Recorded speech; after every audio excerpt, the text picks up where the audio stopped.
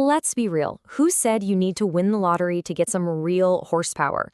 Today, we're digging into a question that's on every car enthusiast's mind. In 2025, can you still find a brand new, powerful car that won't totally break the bank? And that really is the million-dollar question, isn't it? I mean, with prices going through the roof and SUVs taking over everything, it really feels like we're watching the end of an era for affordable fun. But here's the good news. They do still exist. You just have to know where to find them. And this quote from our source material really hits home. It's the harsh reality of the situation. These cars, the ones that give us that pure, unadulterated driving joy for a price we can actually afford, well, they're becoming a seriously endangered species. The clock is absolutely ticking. So, why is this happening? Well, it's pretty much a perfect storm. You've got skyrocketing prices, you've got stricter and stricter green regulations, and you've got what the source calls the tsunami of SUVs. All of these things are ganging up to push these awesome, accessible machines right to the edge. But hey, it's not all doom and gloom, because there are still some heroes out there fighting the good fight. So let's kick things off with our first category, the purists. These are the cars built for one single glorious reason: raw, unfiltered driving pleasure. Yeah, that pretty much says it all, doesn't it? The philosophy here is simple. These cars could not care less about your comfort or how many grocery bags you can fit in the back. Nope. They are purpose-built to connect you, the driver, to the road and just plaster a massive smile on your face every time you find a twisty road. Okay, first up on the list is the Hyundai i20N. The source calls this thing the little devil. And man, for good reason. Under the hood, you get a 1.6-liter turbo engine that's pumping out 204 horsepower. And all of that power goes to the front wheels through a beautiful, glorious 6-speed manual gearbox. You heard me, a proper manual. Of course, with a car like this, there's always a trade-off. The big pro? It comes standard with a mechanical limited-slip differential.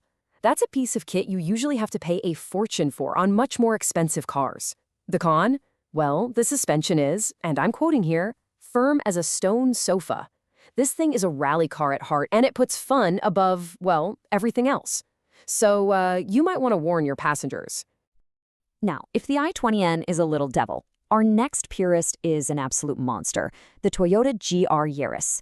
Look, this thing isn't just inspired by a rally car, it basically is a rally car with a license plate. It's one of those cars that makes absolutely zero logical sense, and that is exactly what makes it so brilliant. Just look at that number, 280 horsepower. And get this, all of that is squeezed out of a tiny 1.6-liter 3-cylinder turbo engine. A 3-cylinder!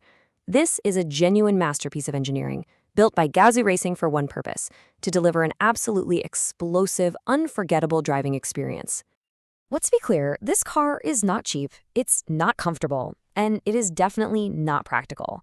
But that GR4 all-wheel drive system, it lets you take corners in a way that literally feels like it's breaking the laws of physics. Honestly, this might be one of the most exciting driving experiences you can buy today, at any price. Okay, so what if you need a car that can do a little more than just tear up a mountain road? I get it. That brings us to our second category, the all-rounders. These are the cars that brilliantly mix serious performance with genuine, everyday usability. You know, I absolutely love this comparison from the source material.